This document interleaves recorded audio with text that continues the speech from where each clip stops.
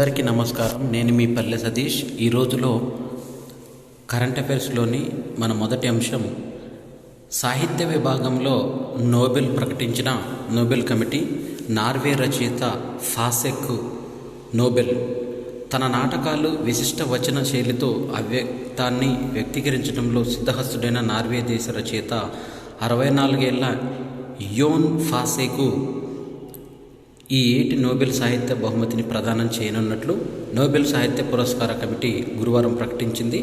మానవుల్లోని అభద్రత, అదుర్ధాలను పాసే రచనలు బలంగా వ్యక్తీకరిస్తాయని వివరించింది. తనను నోబెల్ వరించిందనే వార్త వినడానికి దశాబ్దం నుంచి మానసికంగా సన్నద్ధుడైన ఉన్నానని ఫాసే ఈ సందర్భంగా తెలిపారు. తీరా ఆ వార్త చెవిన పడ్డాక తాను ఆశ్చర్యపోయానను, అదే సమయంలో ఆశ్చర్యాన్ని పోలేదని కూడా వ్యాఖ్యానించారు. ఇది అచ్చమైన సాహిత్యానికి లభించిన బహుమతి అన్నారు. ఇంతవరకు 40 నాటకాలు, నవలలు, బాలల పుస్తకాలు, కథానికలు, కవితలు, వ్యాసాలు రచించిన ఫాసే 1969లో నోబెల్ సాహిత్య బహుమతి పొందిన ఐరిష్ రచయిత శామ్యూల్ బకెట్ నుంచి స్ఫూర్తి పొందానని తెలియజేశారు. ఫాసేతో కలిసి ఇప్పటిదాకా 4 నార్వేజియన్ రచయితలకు నోబెల్ సాహిత్య బహుమతి వరించింది. ఆ దేశంలో 2 అధికార లిఖిత శైలుల్లో ఒకటైన నైనార్క్స్ శైలిని అనుసరించి నోబెల్ పొందిన రెండో రచయిత ఫాసేనే. 54 లక్షల జనాభా గల నార్వేలో అధికార రచనా శైలుల్లో ఒకటైన బోక్మాల్ను అధికారికంగా పత్రికల్లోనూ ఉపయోగిస్తారు. నైసార్క్ శైలిని దేశంలో 10% మంది అని, అది పశ్చిమ నార్వే గ్రామాల్లోనూ ఉపయోగిస్తారు. ఫాసేకి లభించిన బహుమతి ఒక మైనార్టీ వర్గ భాషకు లభించిన పురస్కారమని ప్రశంసలు వినవస్తున్నాయి. ఫాసే తొలి నవల రెడ్ బ్లాక్ 1983లోను, తొలి నాటకం someone is going to come 1992లోనూ ప్రచురితమయ్యాయి. ఫాసే విరచిత the name, dream of autumn, I am the wind వంటి నాటకాలు అమెరికా, ఐరోపాలలో విస్తృతంగా ప్రదర్శితమయ్యాయి. ఫాసే పదాలకు చాలా క్లుప్తంగా, పొందికగా వాడతారని గై ఫుజే అనే బ్రిటిష్ అధ్యాపకుడు వివరించారు. ఆయన రచనల్లో సరళమైన భావ వ్యక్తీకరణలు తిరిగి దర్శనమిస్తాయి. ఈ పునరుక్తులు క్రమంగా లోతైన అర్థాన్ని సంతరించుకొని వాటి అంతరార్థమేమిటా అని చదువరి గాఢాలోచనలోకి నెడతాయని ఈ సందర్భంగా వెల్లడించారు. అంతర్జాతీయ పరిశోధనల బృందం భారత్లో 136 ఉభయచర జాతులకు ముప్పు పొంచి ఉందని తెలిపింది.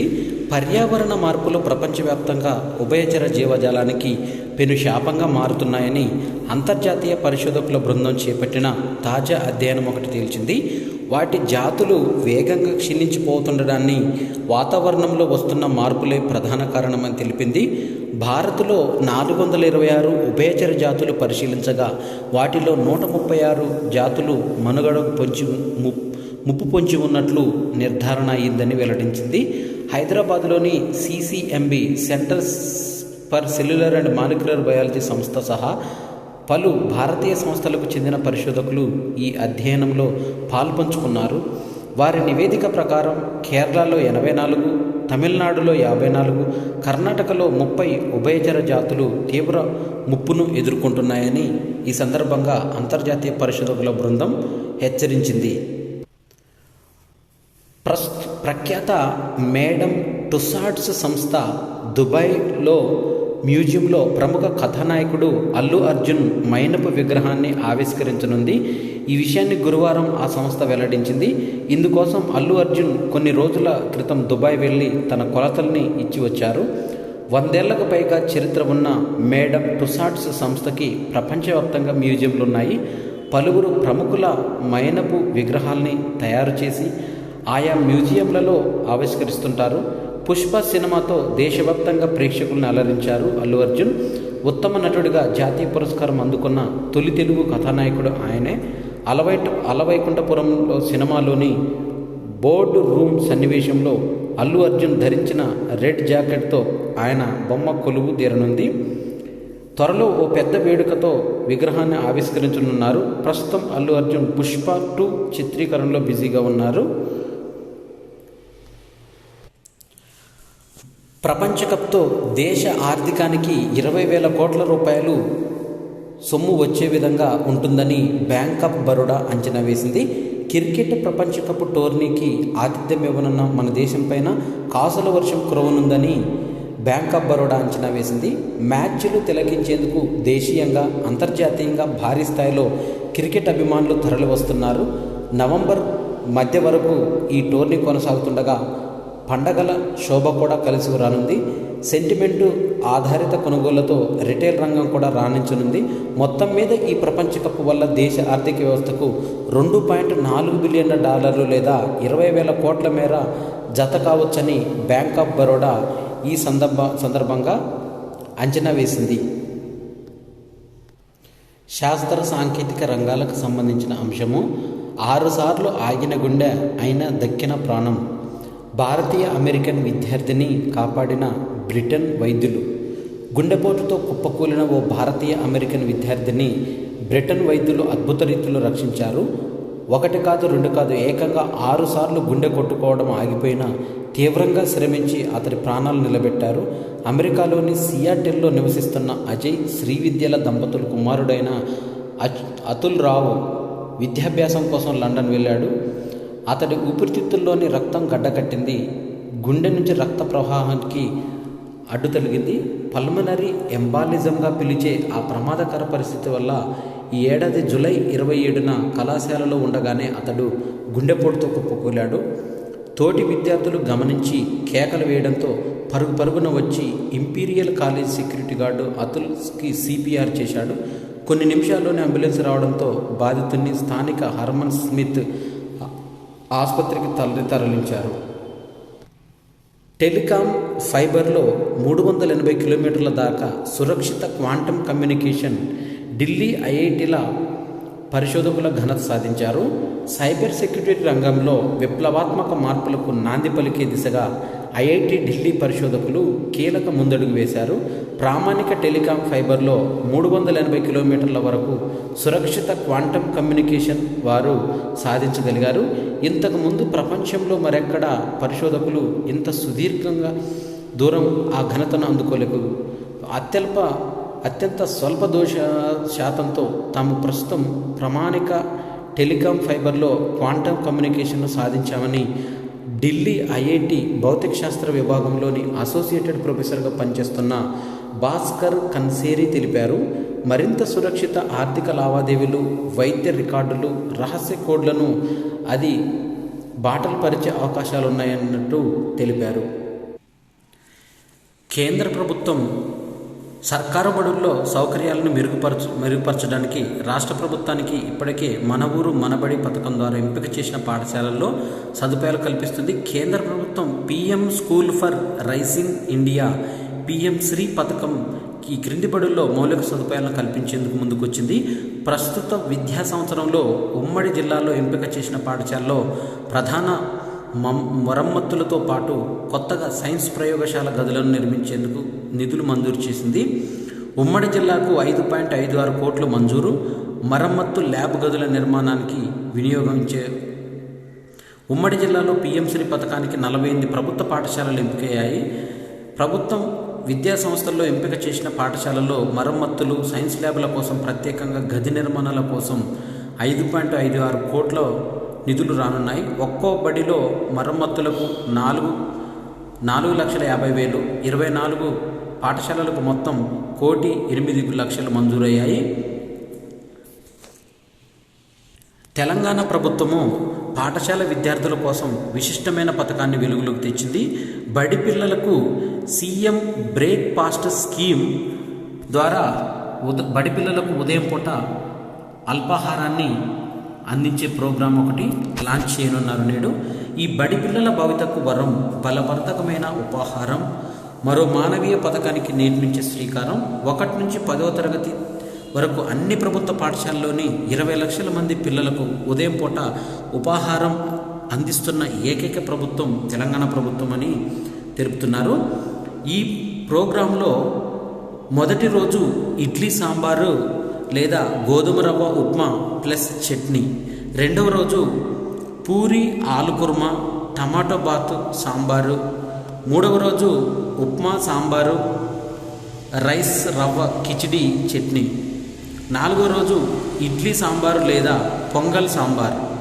ఐదవ రోజు ఉగ్గాని పాహా ఇడ్లీ ప్లస్ చట్నీ లేదా గోధుమ రవ్వ కిచిడి చట్నీ.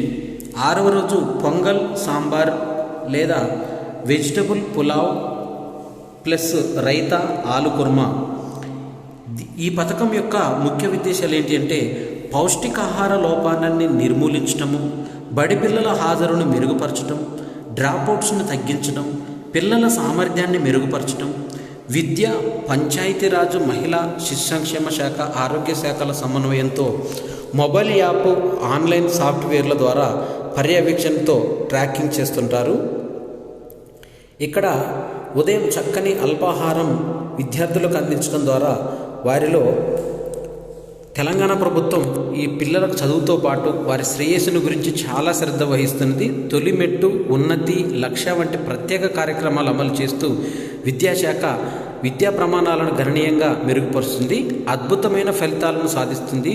ప్రభుత్వ పాఠశాలల విద్యార్థులకు ఉచితంగా పాఠ్యపుస్తకాలు, యూనిఫామ్, వర్క్ బుక్స్, నోట్ బుక్స్ను కూడా ఈ సందర్భంగా అందజేస్తుందని తెలిపారు.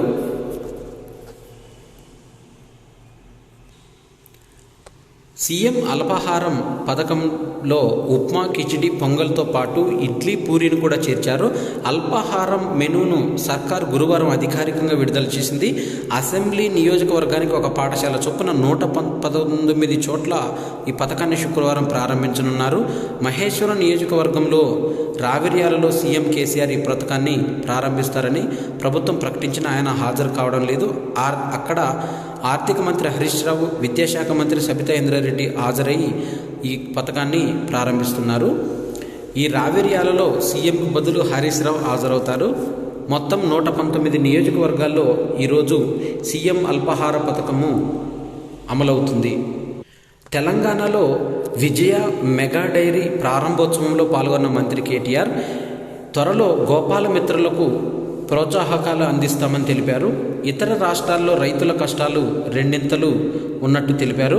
తెలంగాణ రాష్ట్రం ఏర్పడ్డాక పురోగతి కుంటుపడుతుందన్నారు.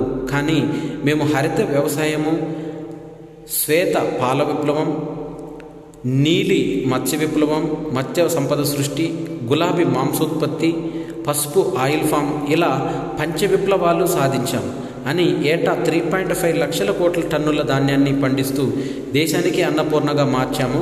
చెరువుల్లో చేపపిల్లల పెంపకం ద్వారా దేశంలో ఇన్లాండ్ ఫిషరీస్ అగ్రస్థానంలో నిలిచాము అని, రాష్ట్రమంతా పాడి పంటలతో విలసిల్లేలా చర్యలు చేపడుతున్నాం అని పురపాలక ఐటీ శాఖల మంత్రి కల్వకుంట్ల తారక రామారావు అన్నారు. రంగారెడ్డి జిల్లా రావిర్యాల గ్రామంలో 250 కోట్ల వ్యయంతో నిర్మించిన విజయ మెగా డైరీ ప్లాంట్ను ఆయన గురువారం ప్రారంభించారు. ఈ సందర్భంగా కేటీఆర్ మాట్లాడుతూ గత ప్రభుత్వాలు విజయ డైరీని ప్రోత్సహించకుండా వదిలేస్తే మేము అధికారంలోకి వచ్చాక రోజుకు 4 లక్షల లీటర్ల పాలను సేకరించే స్థాయికి తీసుకొచ్చామని, త్వరలో అది ప్రభుత్వానికి డివిడెంట్ ఇచ్చేందుకు సిద్ధంగా ఉందని ఈ సందర్భంగా తెలిపారు. గోల్డ్మెన్ సాక్స్ నూతన కార్యాలయాన్ని ప్రపంచ స్థాయి సంస్థలకు హైదరాబాద్ కేంద్రంగా మారిందని, 100కు పైగా దేశాలకు చెందిన సంస్థల పారిశ్రామిక, వాణిజ్య, ఆర్థిక కార్యకలాపాలు ఇక్కడ సాగుతున్నాయని తెలంగాణ పరిశ్రమలు, ఐటీ శాఖల మంత్రి కేటీ రామారావు తెలిపారు. ప్రభుత్వం స్నేహపూర్వక విధానాలు, సానుకూల పర్యావరణ వ్యవస్థల వల్ల హైదరాబాద్ అన్ని దేశాలను ఆకర్షిస్తుందని తెలిపారు. అమెరికాకు చెందిన ప్రసిద్ధ బ్యాంకింగ్, ఆర్థిక సేవల సంస్థ గోల్డ్మెన్ సాక్స్ కొత్తగా ఏర్పాటు చేసిన కార్యాలయాన్ని మంత్రి గురువారం ప్రారంభించారు. ఈ సందర్భంగా మంత్రి మాట్లాడుతూ 2021లో హైదరాబాద్లో అడుగుపెట్టిన గోల్డ్మెన్ సాక్స్ సుస్థిర సేవల కోసం అత్యాధునిక పద్ధతులతో కొన్ని కార్యాలయాలని ప్రారంభించడం అభినందనీయమని తెలిపారు. డిజిటల్ అక్షరాస్యత, మహిళా వ్యవస్థాపకత తదితర సేవా కార్యక్రమాల ద్వారా తెలంగాణ అభివృద్ధికి గోల్డ్మెన్ సాక్స్ నిబద్ధతతో పనిచేస్తుందని కృతజ్ఞతలు తెలిపారు.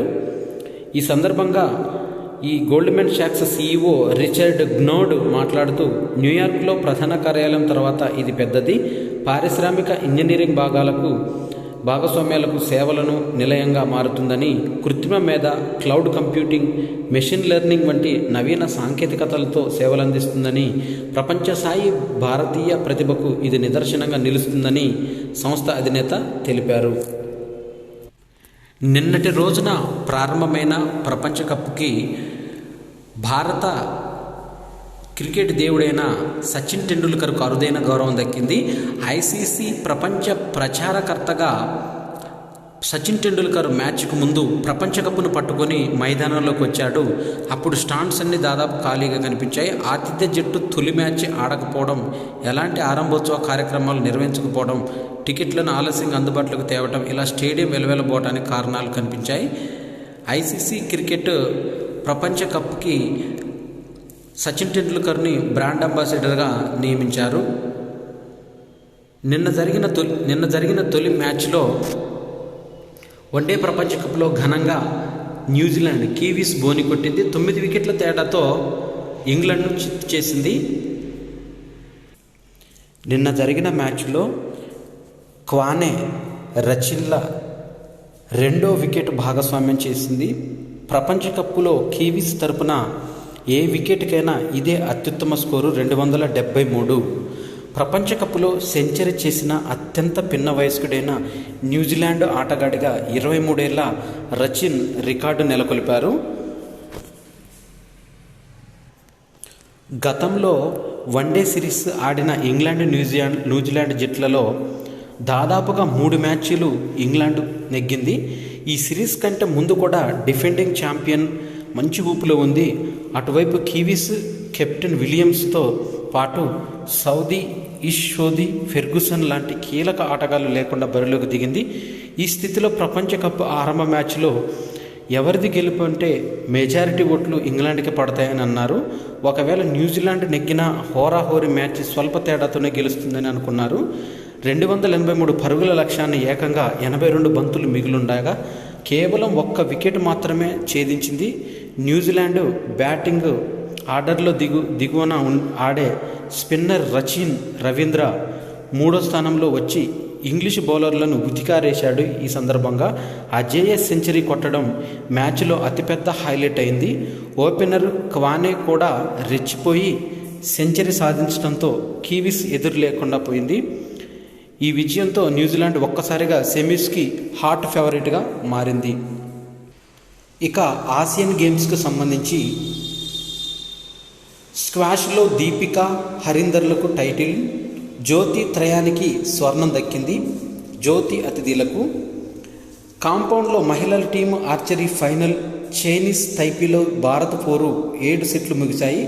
200-200తో స్కోర్ సమమైంది. తీవ్ర ఉత్కంఠత చివరి సెట్ మొదలైంది.